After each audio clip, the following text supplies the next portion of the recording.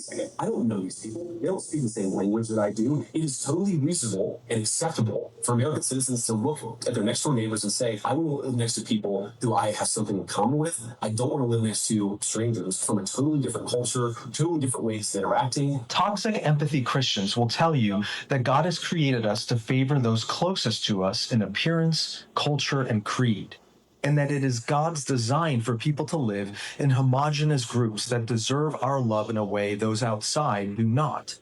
In other words, these empathy-suspicious Christians have rebranded Darwinism, racial segregation, and selfishness as Christian virtues rather than worldly vices. In its most extreme forms, this warped view sees immigration, cultural pluralism, and interracial marriage, like the one that produced me, as a threat to Christianity itself. Of course, this has no support in the teachings of Jesus or his apostles. In fact, the New Testament flatly contradicts this message, but that hasn't stopped it from finding an eager audience among those looking for a reason to exclude rather than embrace. I've said it before, and I'll say it again. Racism is ever going. It's ever going. There's nothing new under the sun. Nothing. And unfortunately, being a black man in America, I do have some friends that I love dearly, and they're white, and I don't have these issues with them. But I've also met some people in as I've journeyed through life that say and do racist things. For an example, because I know there's a whole group of people that try to act like, oh, racism doesn't exist, or you're not a victim. I'm not a victim. But it also doesn't make me ignorant to the fact that there are people who have racist views about me and others. I was in the gym, and I was in the sauna, and I was talking to a white guy in the sauna that, we end up just chit-chatting at the gym from time to time, and we was in the sauna just chit-chat. And I was sharing that I had a background in classical singing. And just telling him how that works. He was like, yeah, man, you lucky play sports. I'm like, no, I didn't play sports. We just chit-chatting, and then a guy who's standing there, another white guy, and he was like, yeah, know what I'm saying? And I just was like, huh? And mind you, I'm not talking to him. We're not talking to him. He's like, yeah, you know what I'm saying? I'm like, what? And then he said, we can tell that, you're different and good for you because you're not saying, no, I'm saying all the time. No, he said, you're not saying, no, I'm saying every other word. Again, I don't know this man. I'm in the sauna. It's a bad joke. It's a racist joke. Because what he was really trying to say is, I can tell that you're not like the other black people because you don't say, you know what I'm saying? Or what's up, dog? Or like every other word. That's what he was insinuating. Whether he's a racist man, I can't conclude that fully because I don't know. But that was racist. It exists. Like, so even, and this has happened before to where people will hear me articulate on certain things or see me and maybe see me in corporate America, whatever it may be. They may say like, you're different from the others. Like, these are things that people actually say out of their mouth. Like, that's racist. I don't know what else to call it other than evil. And then we get the vice president on here spewing this disgusting rhetoric. Not to mention, just recently, Trump shared a video that had the Obamas on there as apes. And then it said, oh, I didn't watch the video all the way through.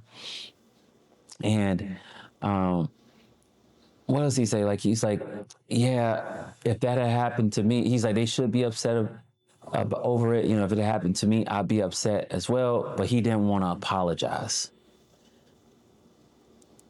You shouldn't have shared it. Whether you created this video or not, you shared it. And it had racist rhetoric and imagery in it.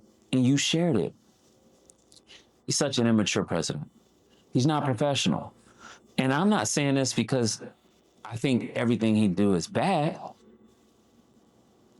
But him doing that, the vice president doing this, and just the rhetoric that they've said before, these people have some racist behavior going on. And it's gross. It's absolutely disgusting. And I'm thankful that I do know people who aren't that way. And they know me, and I'm not that way.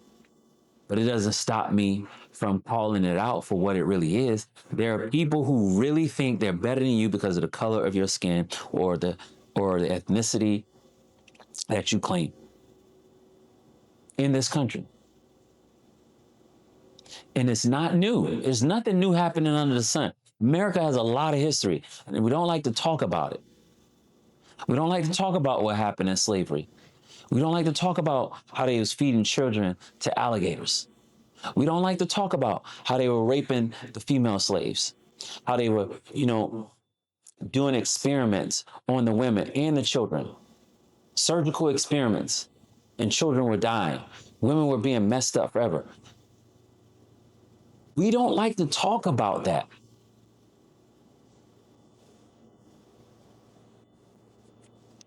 And then what makes it even more disgusting is they're doing this stuff in the name of Christianity. Like the guy was saying, they're saying that some of these preferences that they have are Christian virtues. That's what's crazy to me. Listen, my hope is in the Lord. I have wonderful friends of all ethnicities, and I'm thankful that I know that everybody don't think like this, but there are a good amount of people who publicly articulate things that are racist. I can't imagine how many more in the privacy of their homes say disgusting and disturbing things.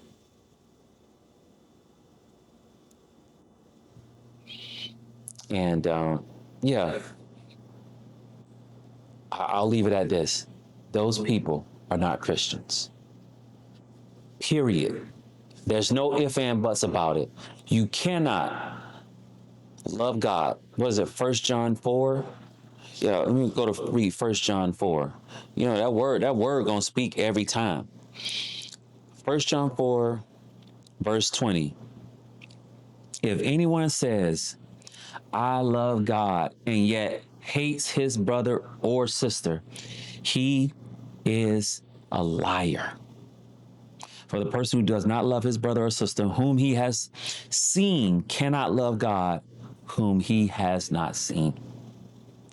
If you're a racist and you use your preferences as a euphemism to disguise your hate, you're not a Christian. You don't love God, and you're not saved. You will meet God on those terms if you don't repent and change, and you will bust hell wide open, and rightfully so. None of us have a right to hate anybody. None of us have a right to use our power or our preferences as a means to be derogatory and to belittle and think less of people, to take away their dignity. None of us. And anyone who does this, I don't care who you are. You can be the president of the United States. You can be the biggest pastor at a mega church. I don't care. If you're a racist, you are not a follower of Christ.